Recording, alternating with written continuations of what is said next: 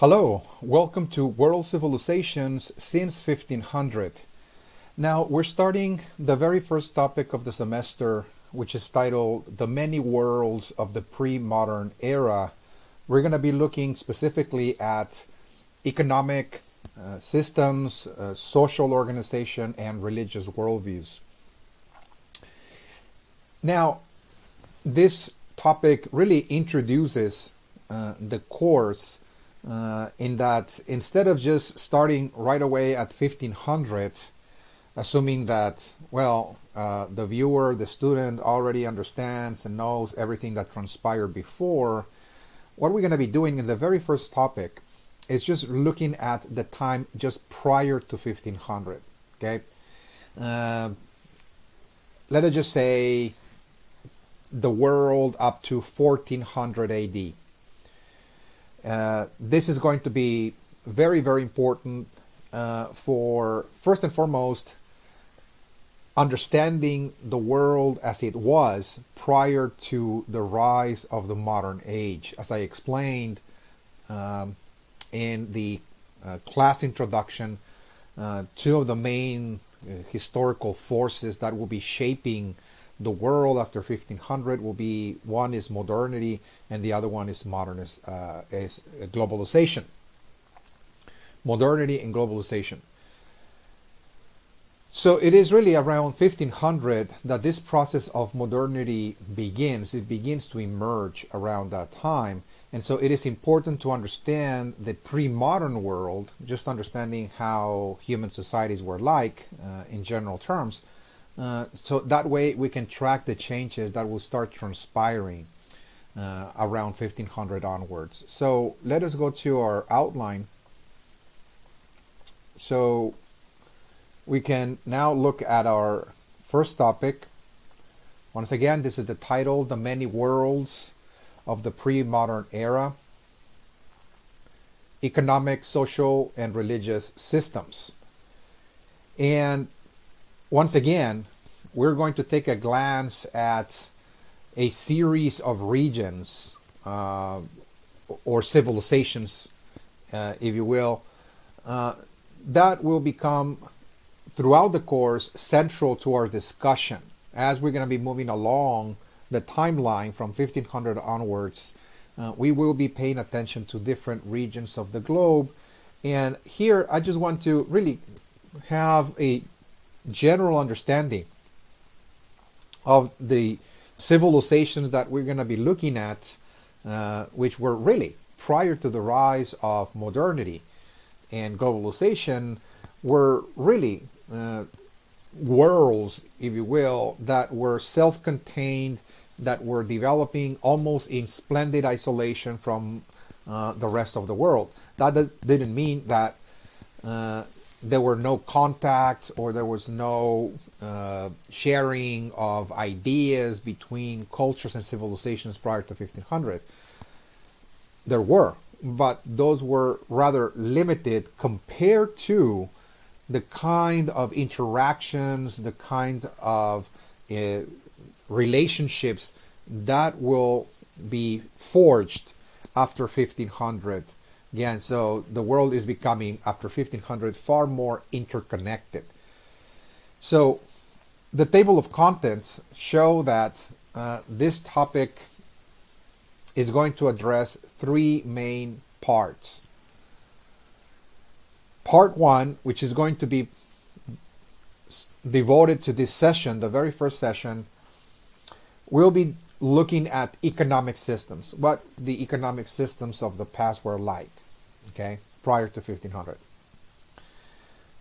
In the next session, we're going to look at part two, and we're going to look at the way human societies were organized prior to the emergence of the modern age in different parts of the globe. Okay, social organization. And in the third session, we will look at part three, and this is going to be a very fascinating, really, discussion that deals with the ways people constructed the world around them, and we're going to be looking at specifically at religious worldviews. Okay, There were very distinct religious worldviews centered in each of the civilizations that we're going to be looking at. And it is very important to understand them because some of those worldviews will undergo significant change with the rise of modernity. Some of them will stay pretty much centered on the main principles and ideas of those faiths, with perhaps some change occurring within those systems, but other religious worldviews will undergo significant change as they enter the modern age. So it is important to understand, again, the world as it was, so to speak, prior to the 1500s AD. All right. So let us then begin our discussion of the pre-modern economic systems. And once again, this is very important because some of the things we're going to be looking at in this course is with the rise of the modern world since 1500, we're going to see the creation, the emergence of new economic systems that will be radically be altering the way people organize their working activities, their survival strategies that were traditional, that were perhaps even millenarian in many cases, that have been taking place for not only centuries but for thousands of years. We're going to be looking at the emergence of capitalism, for example, after 1500. And again, capitalism will really alter and change very radically the traditional economic systems of the past. And this is one of the main reasons why we need to pay attention, again, to how people organize work, or organize their daily economic activities prior to the emergence of capitalism. In that way, you'll have a sort of base of comparison of how people used to be before capitalism and the changes that were introduced after 1500 that led to the emergence of capitalism. Okay? All right. So first, before we get into those systems, as a general introduction, it should be noted that prior to the modern world, human societies were really, for the most part, constantly struggling with producing enough food to sustain human populations. This is not to say that the human societies prior to 1500 were totally lacking in knowledge or in certain technological innovations that allowed them to feed tens of thousands of people, because of course there were large cities that housed not only tens of thousands but hundreds of thousands of people in certain areas of the world. But relatively speaking, prior to the emergence of the modern world, human societies, despite the fact that they had made great advances and leaps in knowledge, particularly how to grow crops, for example, how to manage the land and so on and so forth, they were still dealing with the problem of scarcity. And this is, again, central, and this is a problem that human societies have faced ever since they appear on Earth. The problem of scarcity, that the issue of going out into the world and gathering food or producing food, for that matter, has been a struggle that, of course, had led humans to innovate systems of knowledge, technologies, and so on, that will aid them in producing enough food to sustain more and more people. So even up to, let's say, 1400, still scarcity had remained a problem that humans were still struggling to solve. Okay. Some of the ways that they had attempted to solve some of those issues was by developing different kinds of survival strategies. In more technical terms, survival strategies are known as self-subsistence strategies. I mean, this is a term that is used in fields such as economics, for example, in sociology, anthropology, and history. Self-subsistence strategies, how people subsist. What kind of activities do people perform in order to produce enough food and all the other basic necessities of life? This is something that people are doing directly, again, to sustain themselves and their families. Again, it's a self-subsistence strategy. This is radically different from commercial, for example, type of strategy.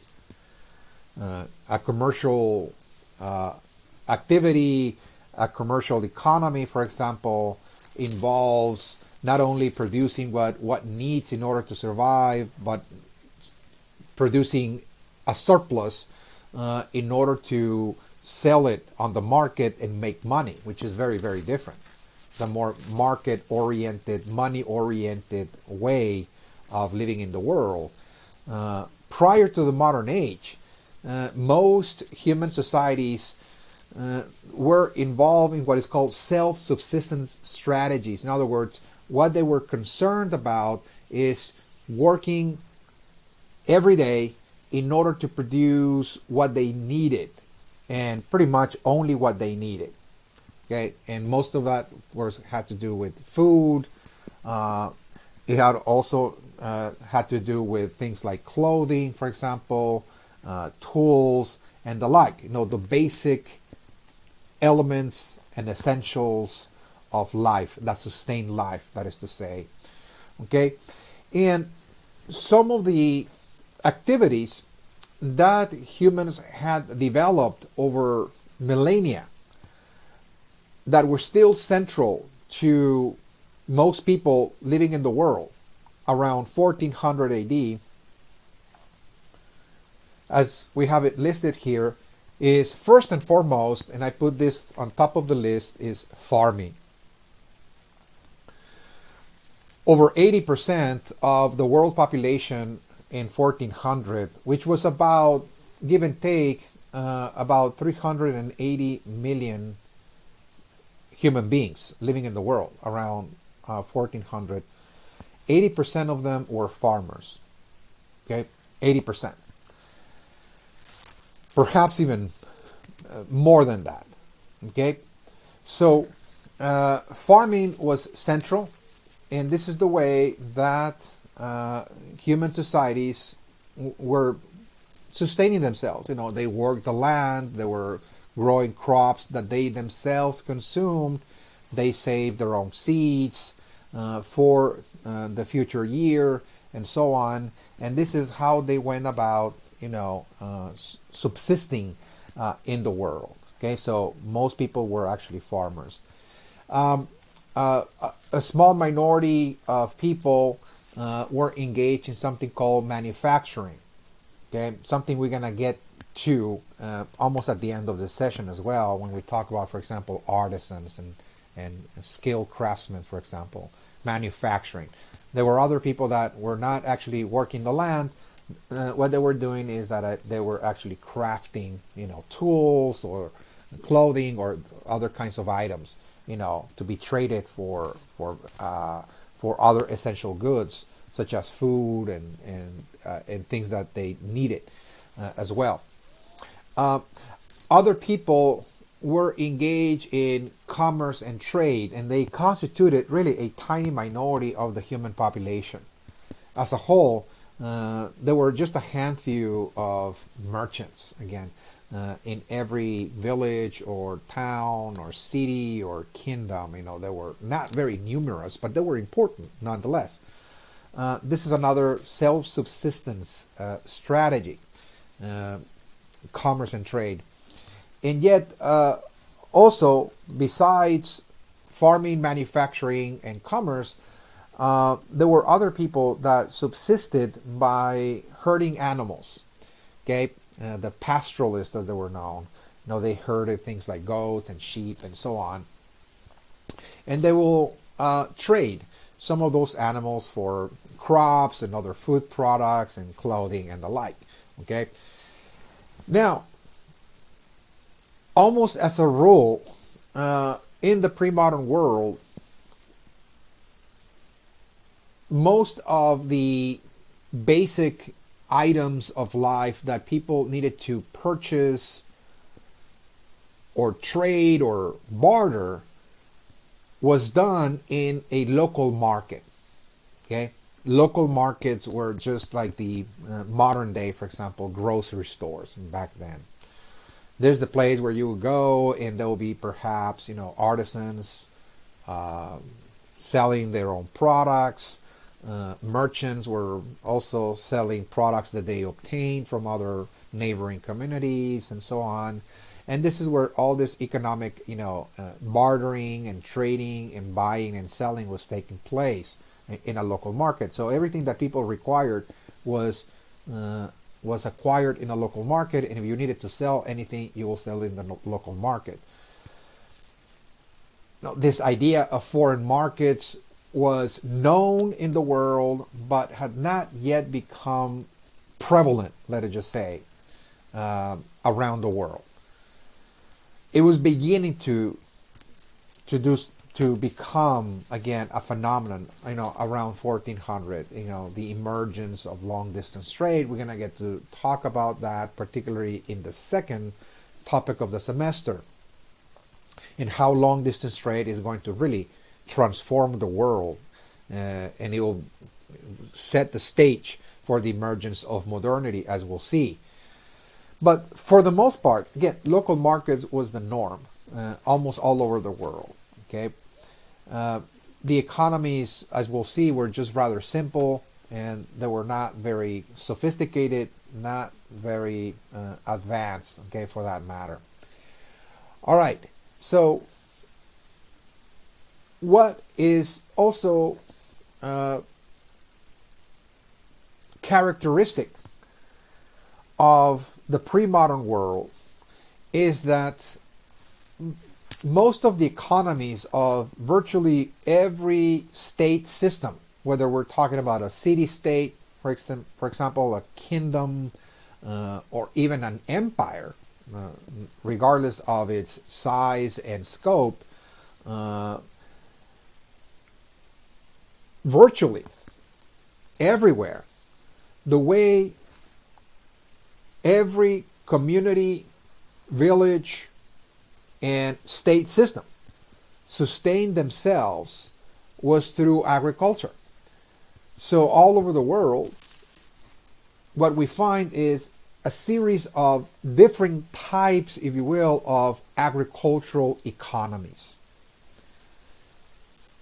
This is how, once again, political systems were sustained, bureaucracies were sustained, armies were fed and sustained, and this is how cities and kingdoms and empires function, through the production of crops by peasants who were working the land and the countryside, mainly outside of the urban centers, outside of the cities.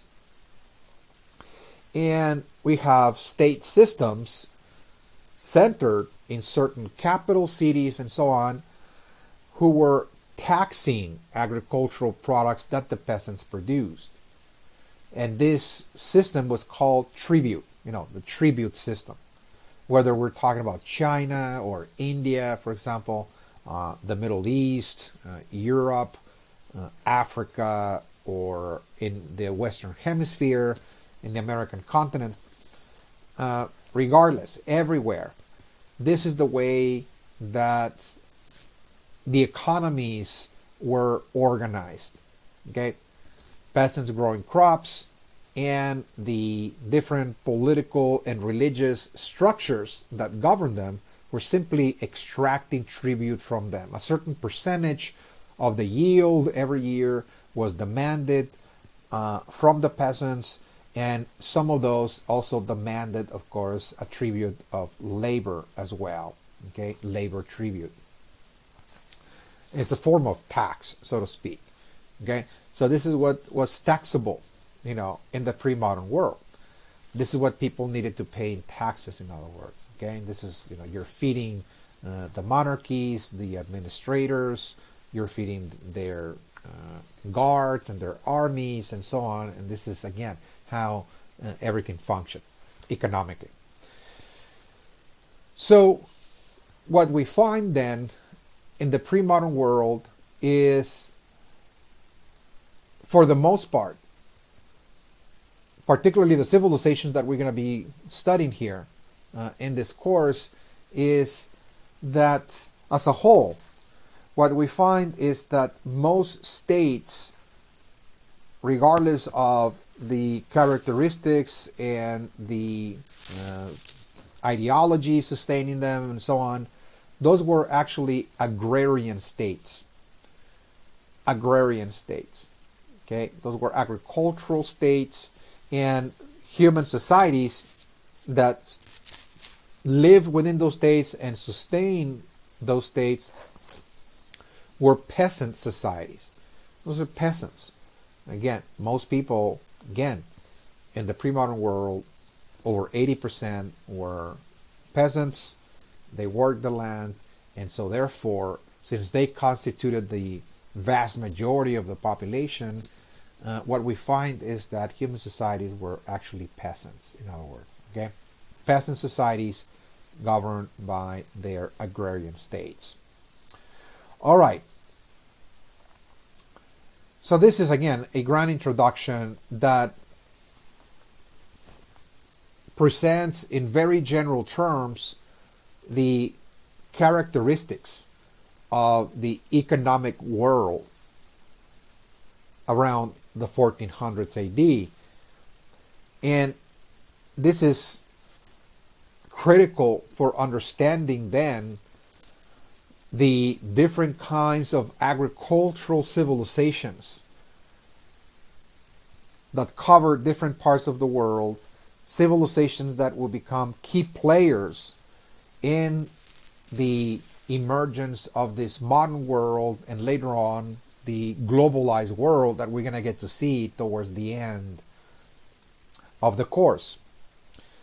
So let us look then at the most important agricultural civilizations and just look at, very generally, again, looking at their basic economic characteristics and the crops that sustain them and so on. Again, so this is just a survey for you to identify the civilizations that we're going to study and just to see their agricultural systems. Okay, so we start with China. And one of the reasons why we start with China is perhaps because this is the oldest civilization in existence, that has had the longest continuity, historical continuity of all. This civilization goes back to 3000 BC, the early origins of Chinese civilization.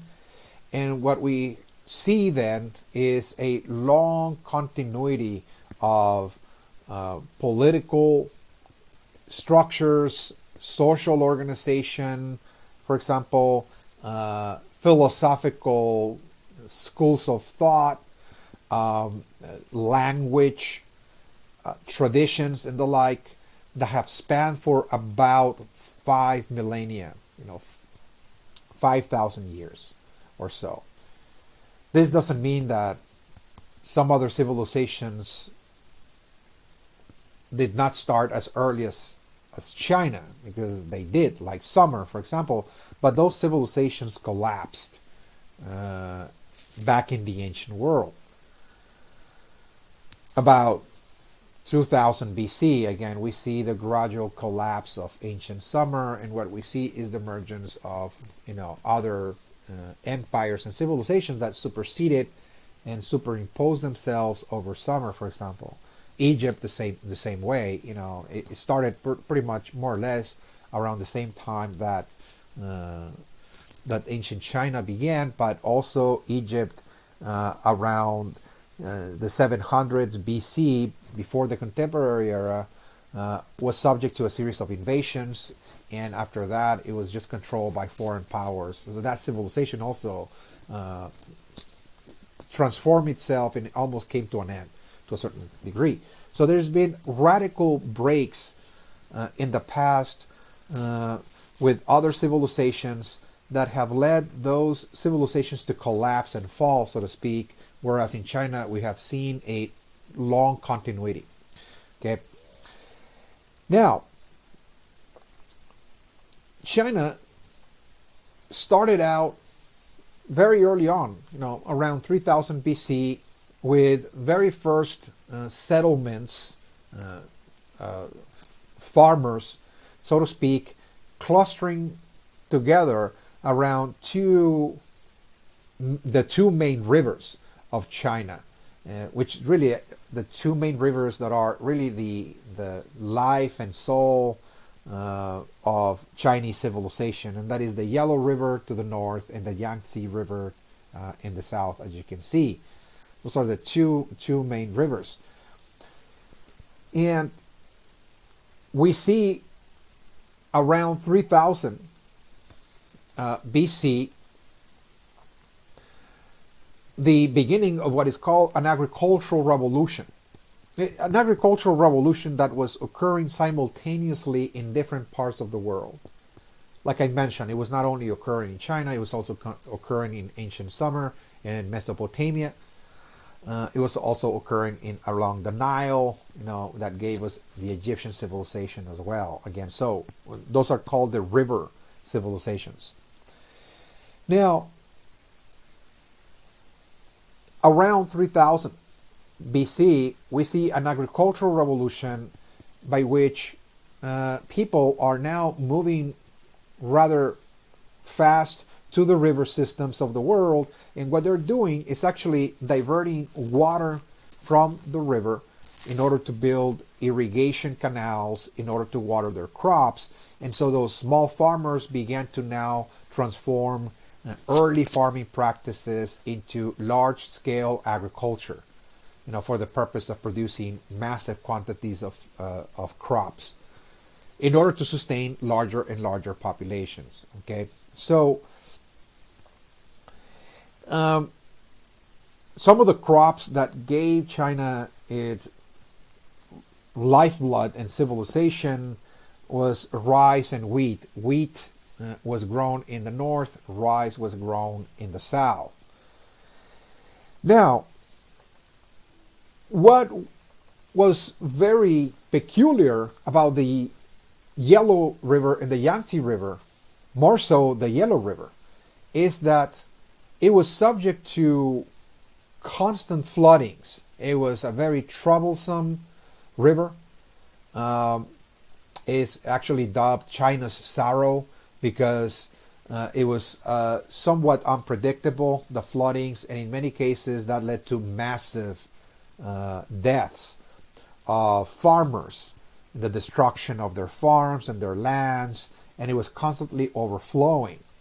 So one of the reasons that China developed its first political system, the centralized political state systems, like a monarchy, for example, and so on, had to do precisely with the need to have a centralized authority, leaders that will have the knowledge to manage the river. Okay, so river management, again, was at the heart of the beginning of Chinese culture and Chinese civilization, and also Chinese political systems.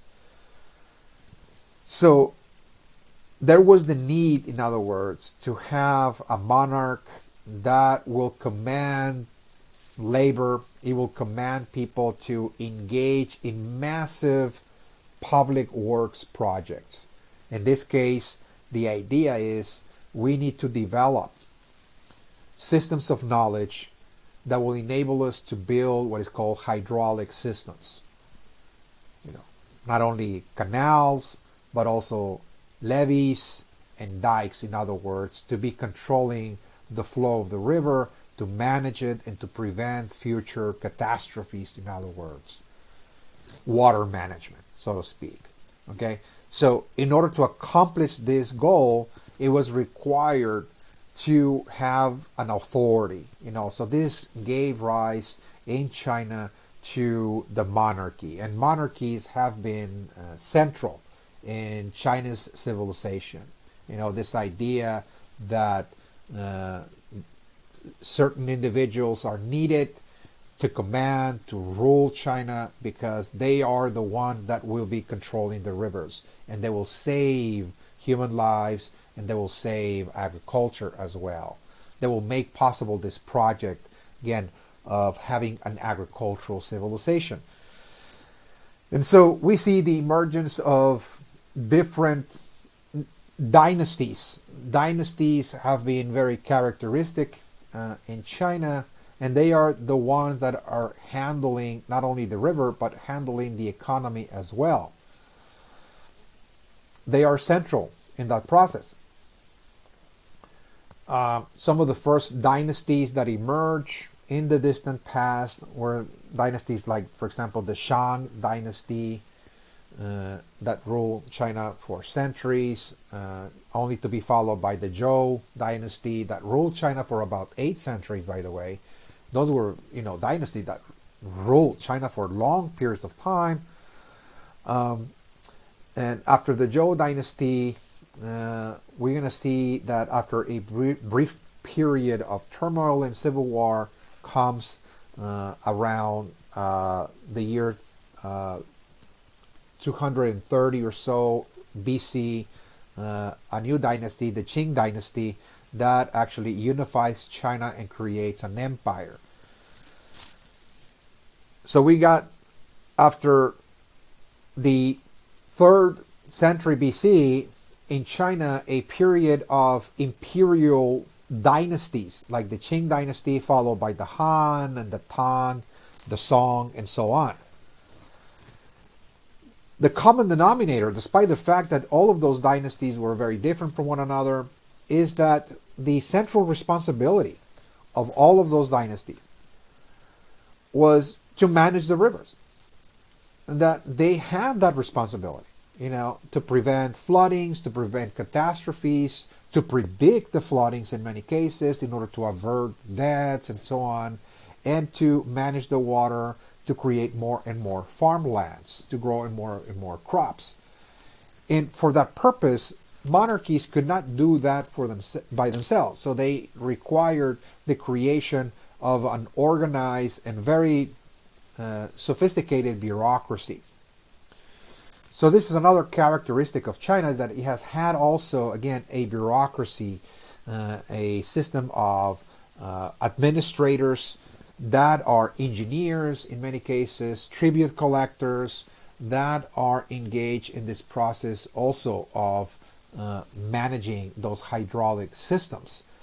And so the bureaucracy has been key. It has been instrumental in the economy of China in terms of administering the state. They are the state administrators, the Chinese bureaucrats, which were, as we'll see in other lectures after this, they were composed of what is called a scholarly gentry.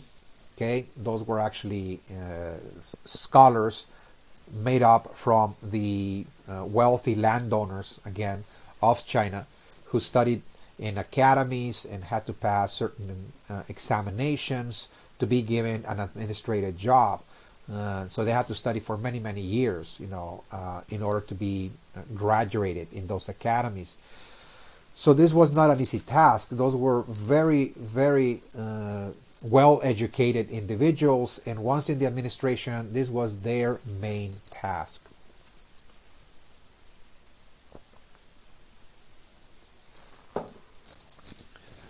In this process,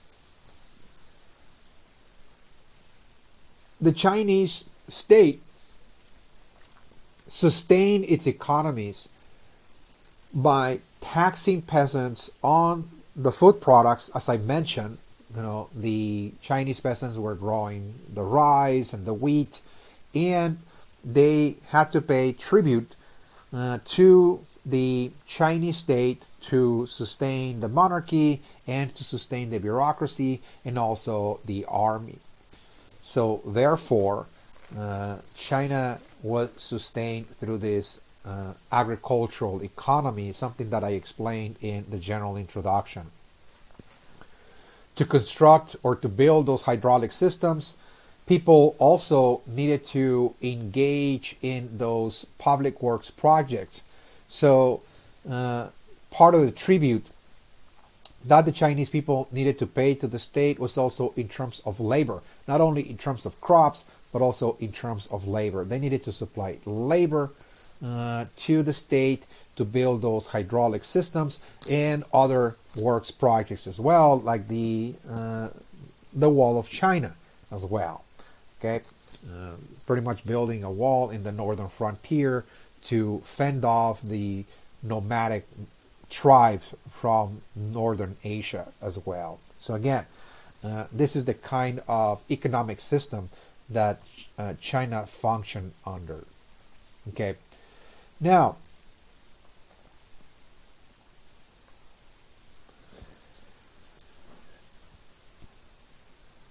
the next region to look at here is India.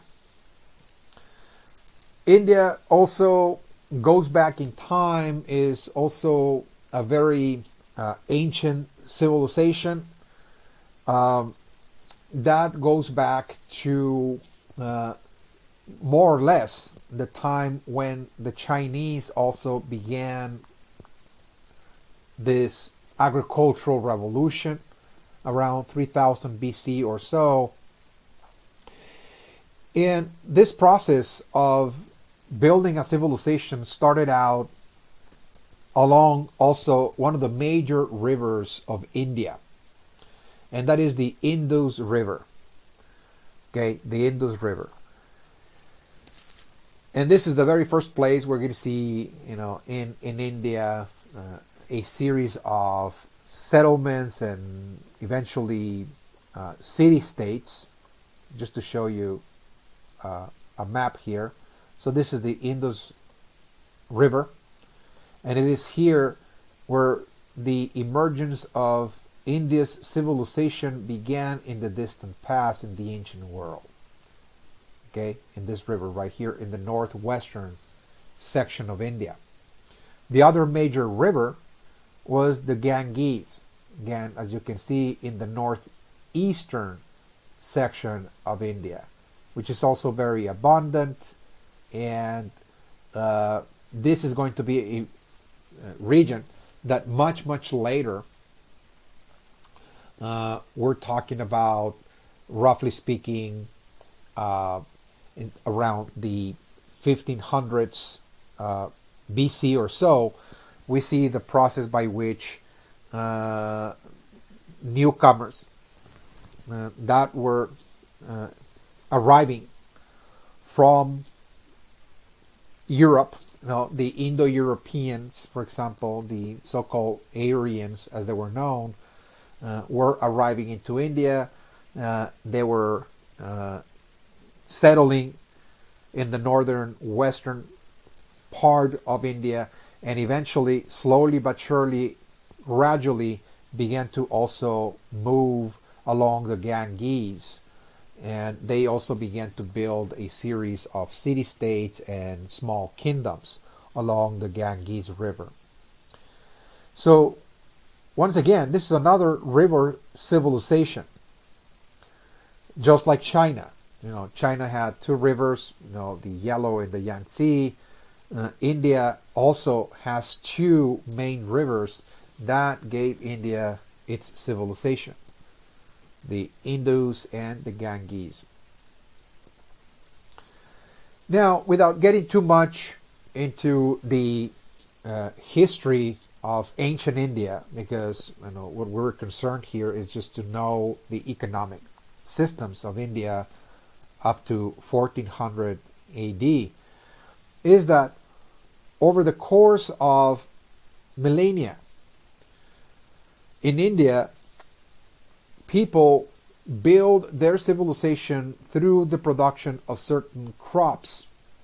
Now, those were actually plants that were domesticated and they were used in order to grow surplus grain in order to sustain large populations. Some of those were acquired very early on in the distant past with the emergence of agriculture, as I mentioned in the Indus River Valley civilization. Some of those were acquired later as people began to move into the Ganges. The Aryans that I discussed. We see the Aryan invasion, for example, of India. Some of those crops were rice, wheat, millet, legumes, a wide variety, by the way, of legumes, sugarcane, and spices. So there's a wide variety of different food products that were grown in India, and they will become the staple of the Indian diet. Okay? And this is what people grew, and they created numerous kinds of dishes in order to sustain their families and their communities. Now, what is characteristic, again, of the Indian agricultural system is that in India, the Indus and the Ganges River are fed by a phenomenon other known as the monsoon. Those are seasonal rains that occur at the beginning of the year in January, but also during summertime. They bring plenty of rain, and they're the ones that actually feed those river systems. River systems that once they're fed, people, through the use of hydraulic systems like irrigation systems and canals, feed their farms. So once again, in the pre-modern era, because we don't have any machinery, any mechanical devices, no electricity, nothing of that had been yet developed. This is something that will be developed, of course, much later on. People had to use nature. They had to use their resources, their tools, their knowledge about natural seasons and patterns in order to work with nature to their advantage. In China, what we've seen, of course, is the use of engineering in hydraulic systems like dikes and levees and so on in order to control the flow of the rivers and so on, channel the water, which require a massive bureaucracy. Here, such system was not necessarily needed because those rivers do not necessarily overflow violently or erratically and unpredictably like in China. They, in fact, are very predictable because those monsoons, again, those storms and rain patterns and rainfalls occur very predictably at the beginning of the year and the middle of the year. And the rivers just overflow enough to feed the farms. So they can be seen as less violent than the Chinese river. Another characteristic of the Indian system of agriculture is the use of cattle. Okay, the use of cattle, not only for plowing the land, which is of course the way that farmers in the pre-modern world were able to engage in agricultural production. Okay, agricultural production takes place through the use of animal muscle. Is the application of animal muscle, again, to the land in order to produce surplus grain.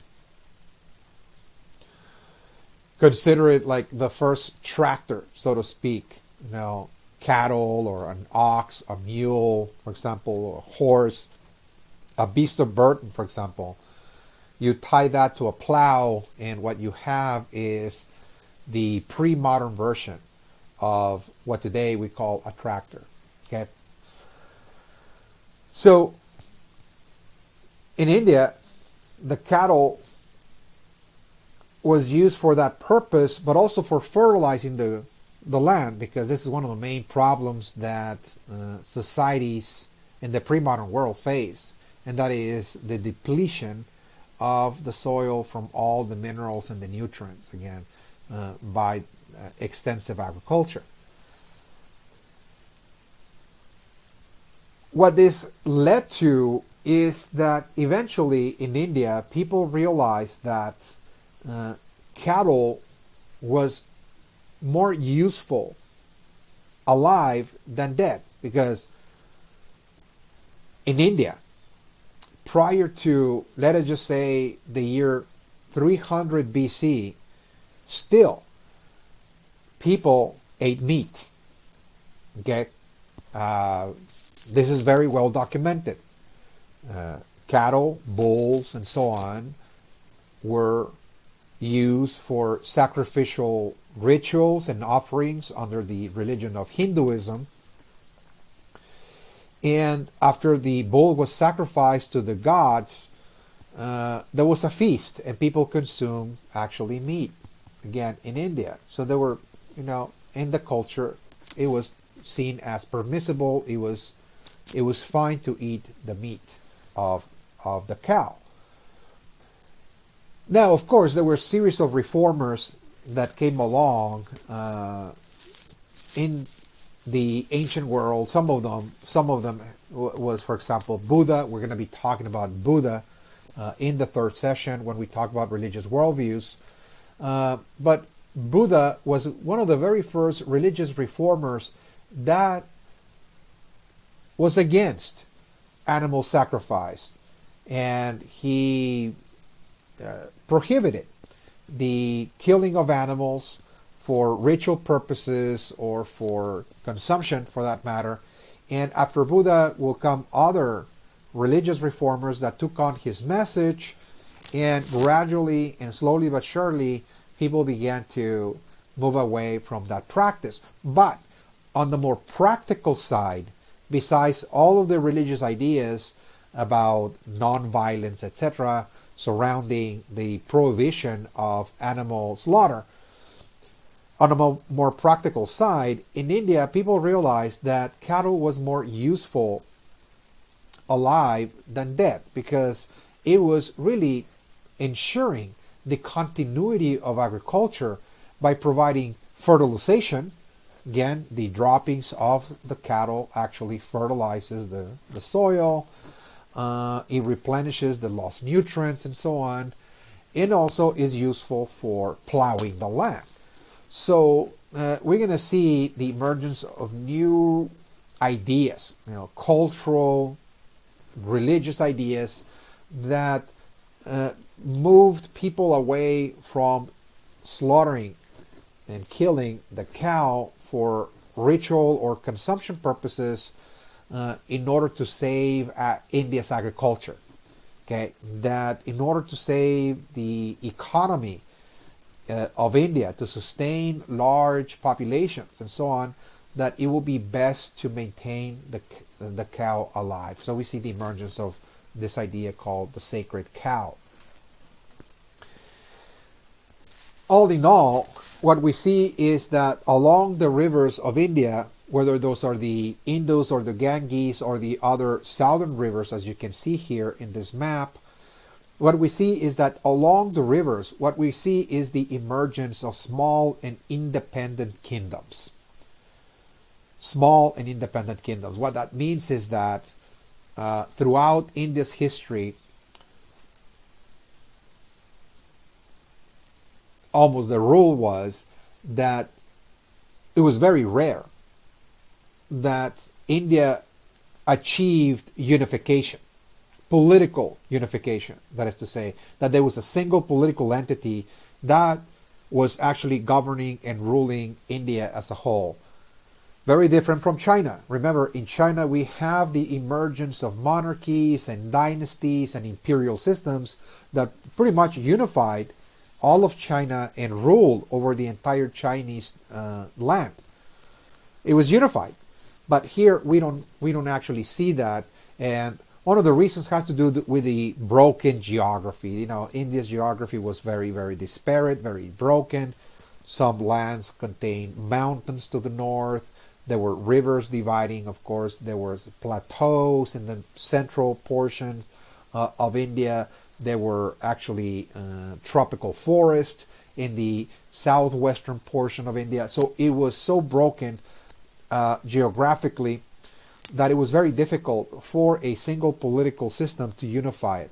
Again, this was the norm with some minor exceptions. Around the 300s BC, we see the emergence, of course, of an empire. It was the empire that was created by Chandragupta and Ashoka. And those rulers, for a very brief period of time, were able to unify India under a single imperial system. And much, much later, around the 2nd and 3rd century AD, we see the emergence of another empire that also briefly unified parts of India. It was the Gupta Empire. But they did not last very long. Those were actually brief moments of unification. You know, the Ashoka Empire and the Gupta Empire. Okay, but for the most part, what we see is that India was pretty much broken up into a series of small and independent kingdoms. Each one of those small and independent kingdoms were sustained through the tribute that people paid peasants. That is to say, that were growing things like rice and wheat, for example, sugarcane and spices and so on. And they were paid to their monarchs, to their administrators, and they also needed to pay labor for public works projects as well. So this was, in very general terms, the kind of economic system that existed up to the, let us just say, the 1400s. You know, around the 1400s, we see the continuity of this very same system, regardless of the rulers that control those kingdoms. Because as we'll see, after the 7 and 800s AD, India was subject to a series of invasions by groups that were moving out of the Middle East. Some of them were Arabs. Again, there were Muslim, of course, Arabs moving into India, seizing certain regions of India for a brief period of time. And they were followed by the Turks, the Turkish nomads that were also moving away from the Middle East. They had converted to Islam, and they were able to also control different regions of India, build some imperial systems for a while, and by the 1500s we see yet the arrival of yet another nomadic group that came from the Middle East. Again, those were the Mughals, or the heirs of the Mongols, around the 1500s, that had converted to Islam as well. And they took control of India and created what is called the Mughal Empire. Of course, we will be talking about the Mughal Empire in the third topic of the semester when we talk about the trading empires. But what is significant is, no matter, again, the rulers that are controlling those small and independent kingdoms, whether those were native rule or foreign rule. This is the way those kingdoms sustain themselves, and this is the way they function. Okay, through the payment of tribute by peasants, in other words. All right, so we move to another area of the globe, and that is Africa. Okay, in very general terms, again, this is a very gigantic landmass, and it will be very difficult to cover all of the regions of Africa, to look at all of the different state systems, to look at their economies, etc. So for simplicity's sake, as maybe case studies, we will look at two regions that house perhaps the largest concentration of people and that had very well developed state systems. One of those regions will be the west and central portion of Africa. West Central Africa, in other words. Okay? So if we just see the map for a second,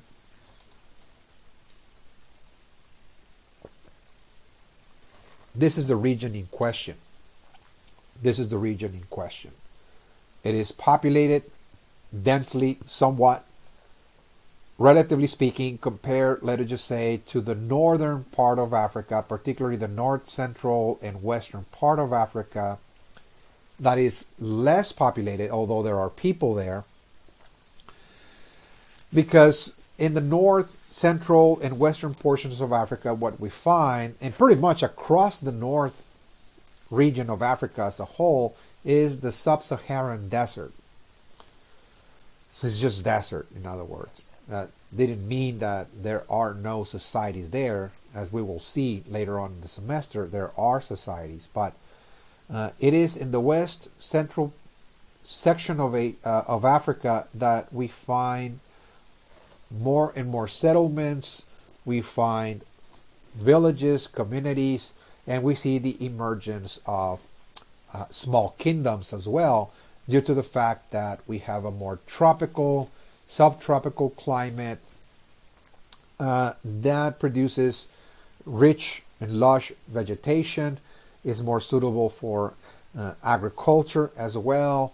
It has bodies of water and the like, and we see the emergence again of human and organized human societies that will have state systems where structured bureaucracies extracting tribute from populations. Now, it is in this section that we find people producing crops that have been produced in Africa for many thousands of years.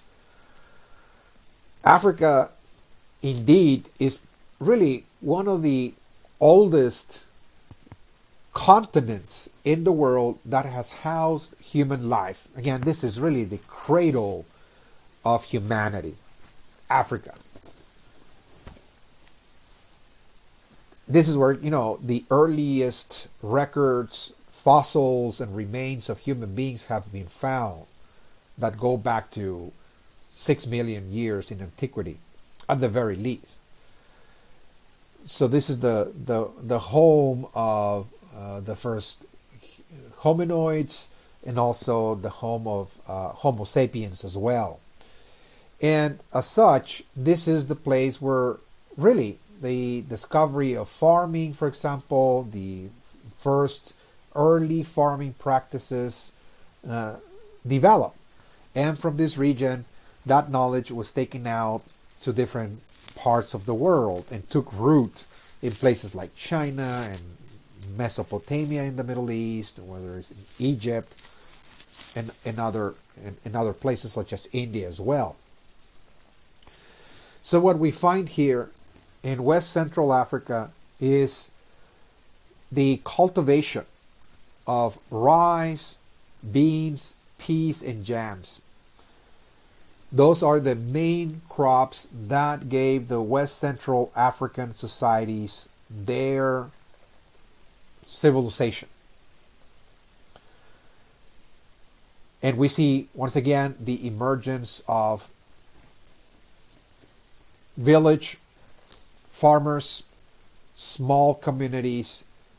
Some of those develop to the point of transforming into large political units, political entities, something that we're going to be looking at in future topics in this class, such as, for example, the Kingdom of the Congo and Angola, for example, in West Central Africa, for example. We will be talking about the Kingdom of the Congo extensively in this course.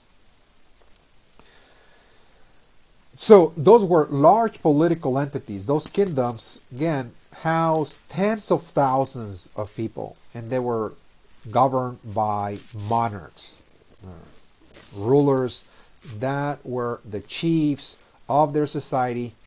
And as we will explain later, those monarchs were connected to the population in familial links as well. It was really a large king group, if you will, those large kingdoms that existed there.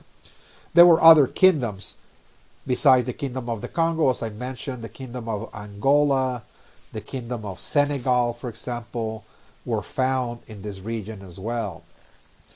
Some of those we will be, assessing in future topics. Now, in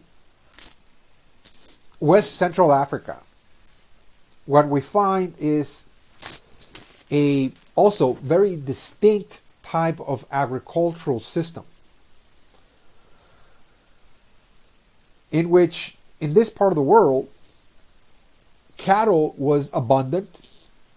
Okay, just like we find, for example, in India. It was abundant in India.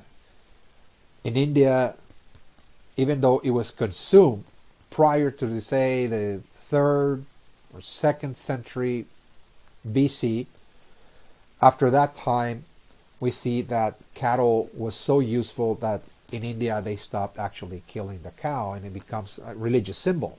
It becomes sacred. That is true. But here in Africa, it is also abundant, and cattle have been central to the development of African societies for millennia.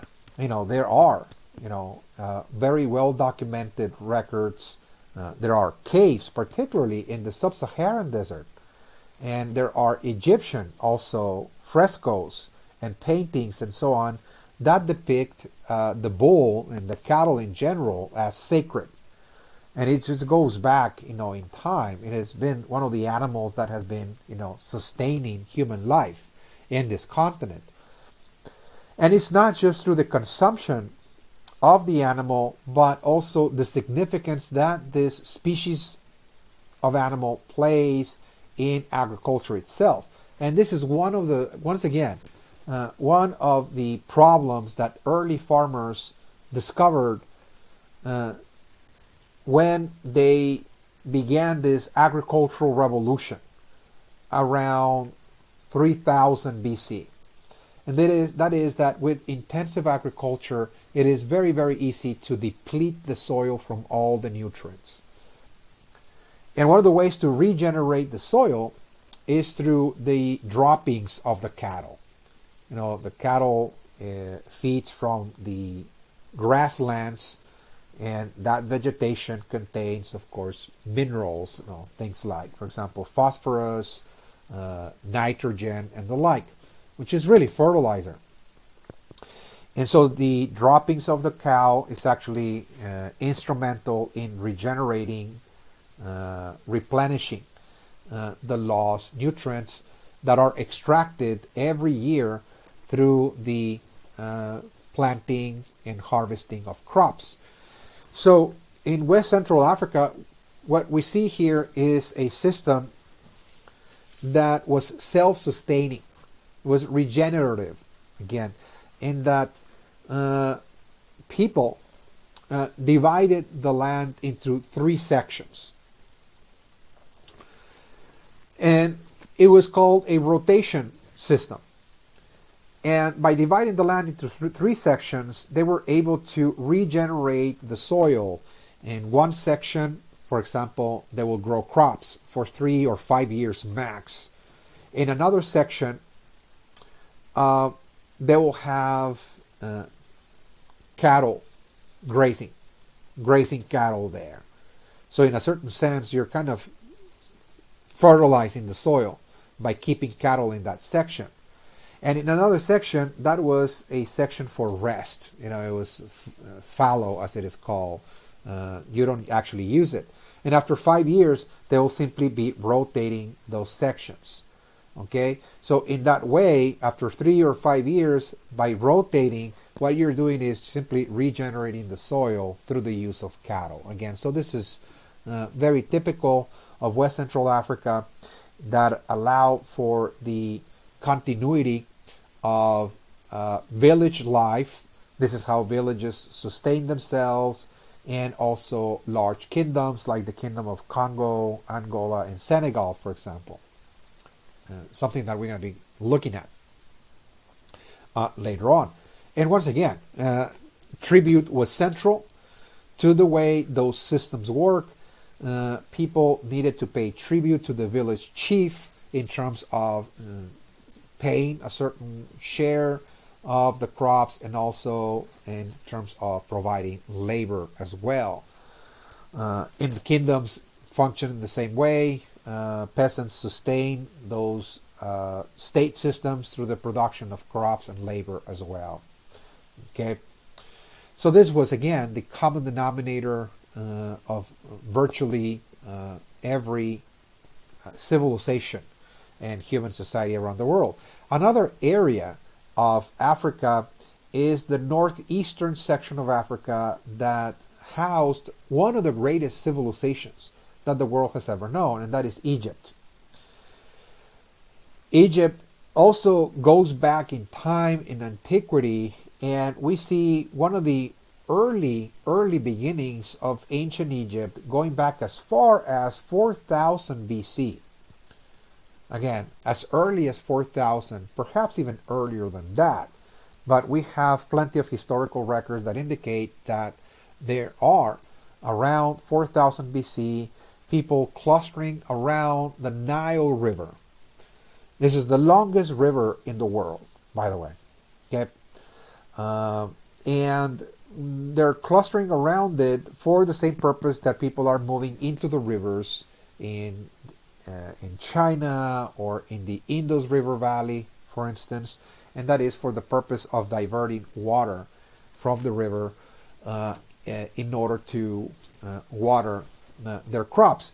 Now, it was not necessarily so central along the Nile to build canals, because in Egypt, the way the Nile works is that it has very predictable natural rhythms and seasons where the Nile actually overflows, and it overflows very gradually and very gracefully as well, and is very, very predictable.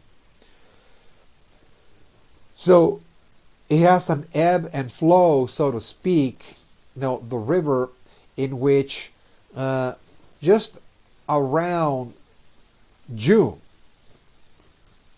every year, the river begins to overflow. And once again, this is a very gradual process. It's not violent, it's not all of a sudden, and that is produced by the rains of the mountains of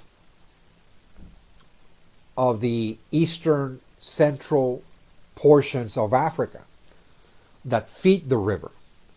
Every year there are rains in the mountains, and that occur around June, and those gradual rains are the ones that feed the river, and that creates this gradual, very predictable and very gracious overflow. And what farmers are doing is clustering around the river in order to capture this overflow of the river in order to water their crops. They use this so-called natural and seasonal irrigation, as you can see in this map once again. They, for thousands of years, were growing things like rice, wheat, cotton, and build a series of farms along the banks of the Nile. Eventually, by 3500 BC or so, we see the very first process by which there will be a unification of all of the communities, the districts as they were known, that had developed over time along the banks of the river, and we see the emergence of the very first monarchical system of Egypt, the institution of the pharaoh, for example. And we see also the building of the Egyptian state. We have, of course, a bureaucracy, state administrators, a priesthood, and the like, that were administering the state and the like.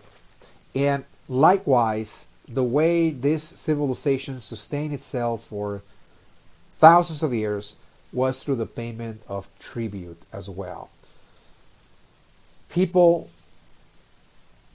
developed a religious idea about the state, that the pharaoh was really a divine being. It was actually a living God, in other words. Okay, and that individual was here on earth in order to maintain balance and harmony in the world. He was responsible for that, in other words. That was his main responsibility. So, because he was considered to be a living God, then the tribute that people paid was not necessarily considered a burden of sorts. It was more of a service, a devotional service to a deity. And they fed the pharaoh, the royal family, the bureaucrats and the administrators and the priesthood, and they also served and paid the labor, the tribute of labor to the state in order to build also the temples and the pyramids and the like. It was a religious duty for them. Again, so what we see here in this part of the world is also an economic system based on agriculture. It was based on tribute, and we see, of course, a series of religious ideas that were central for how people actually perceived their economic duty, their economic obligation, again, to the state. All right, so another civilization that will also be central to our discussion in this course is Europe. Now, Europe does not really have major river systems such as the one that we have discussed so far in India, China, and in Egypt. But nonetheless, Europe will be, of course, a region where we see the flourishing of very advanced and well-organized societies and state systems as well. Here, the way that agriculture emerged was by people trying to channel water from streams, certain rivers as well. They used other techniques such as terracing, for example. There was a leveling, for example, certain mountains in order to capture water that was actually running, again, from rains, and by actually building those terraces and building farms there, they were able to, once again, channel water. But one of the most important mechanisms to channel water and divert it and direct it into farms were developed by the ancient Romans. And ever since the ancient Romans, those systems kind of remain in place in the Italian peninsula. And this is going to be very important because Rome was perhaps one of the most important forces of civilization, let us just say, in the European continent. Prior to them were the Greeks, it's true. But the Romans built a large imperial system that encompassed great portions of the European continent, and by doing that, the Romans, this is an imperial system that really lasted for many centuries, from let us just say 67 BC all the way to 450 AD. When the Romans began to move out into Europe and conquer great portions of this continent, spreading Roman civilization in the process. They were instrumental in actually creating and expanding the agricultural revolution. That will be fundamental for the development of European civilization as a whole. And one of those mechanisms were called the aqueducts. Again, the aqueducts were those mechanisms by which the Romans diverted water from the streams coming from mountains particularly, and they channel that water into the cities for many purposes, but one of them was for farming as well. And by 1400, before we look at the aqueducts, again, I just want to show you here in this map.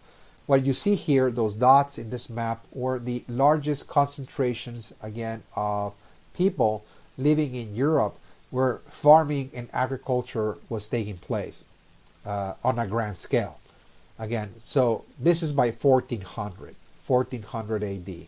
Those were, once again, the largest cities and clusters of populations that survive or sustain themselves through agricultural production. Again, so those are the Roman aqueducts. Those were actually marvels of engineering. And once again, every civilization developed their own hydraulic systems. We talked about the Chinese, for example, and other civilizations use more natural mechanisms of following the seasonal patterns of rain, like the monsoons, for example, in India, and the Nile, the seasonal overflowings and the like. But here, now, the Romans are innovating certain technologies, and what they're doing is they're channeling water, again, from mountains and diverting it into the cities and the farmlands as well. These were the typical aqueducts. Again, so those were marvels of engineers. Again, those were actually, aqueducts that still stand today, that were actually built by the ancient Romans. Of course, they had been repaired and maintained over the years, over the centuries, as a matter of fact. Okay, but they still continue. Now, in Europe, what we see is a system otherwise known as the three-plot system. Again, they also have, of course, a system that divides the land into three sections.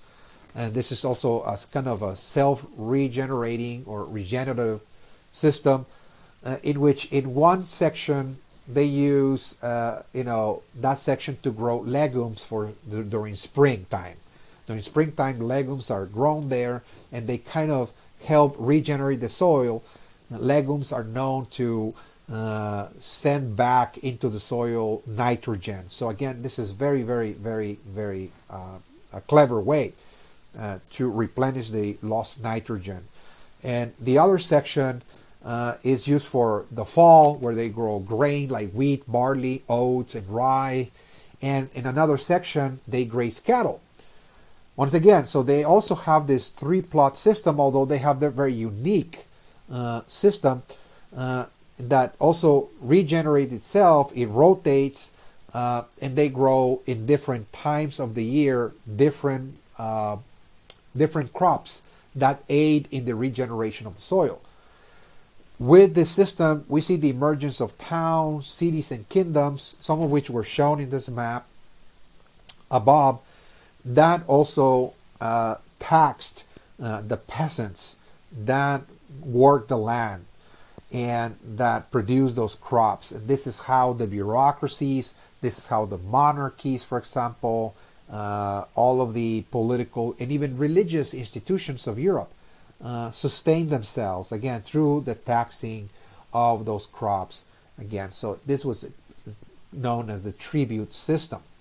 Okay, labor also had to be provided for public works or for the personal service, again, of a king or a church administrator, a landlord, and so on. Again, so there was, again, a tribute that had to be paid as well in that matter.